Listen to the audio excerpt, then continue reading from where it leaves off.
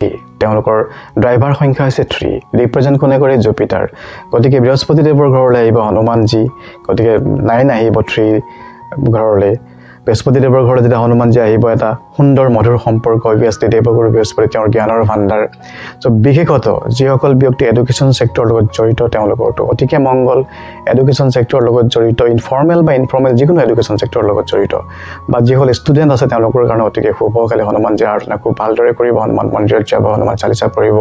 বজৰংবাণ পাঠ কৰিব খালি এইটো নহয় যে কেৱল নাম্বাৰ 3 অকল এডুকেশ্যন সেক্টৰত থকা ব্যক্তিসকলে উপকৃত হ'ব বা ভাল হ'ব তেনেকুৱা কথা নহয় আসলে নাম্বাৰ 3 জনে যিসকল ব্যক্তি ড্ৰাইভাৰ 3 তেওঁলোকে আৰু এটা কথাত নজৰ ৰাখিব লাগিব উন্নতিৰ দিশত আগবাঢ়ি যাবৰ কাৰণে বিশেষভাৱে হৈছে তেওঁলোকে নন ভেজ আৰু লিকাৰ কিয়নো দেৱগুৰু বৃহস্পতি যে সাত্বিক তেওঁ কেতিয়াও নন ভেজ আৰু লিকাৰক সাপোৰ্ট নকৰে গতিকে জীৱনত যদি পৰিৱৰ্তন আনিব বিচাৰে সঁচা অৰ্থত ক'বলৈ গ'লে যিসকল ব্যক্তি ড্ৰাইভাৰ 3 তেওঁলোকে যদি নন ভেজ আৰু লিকাৰ এভয়েড কৰি চলে 100% উপকৃত হ'বই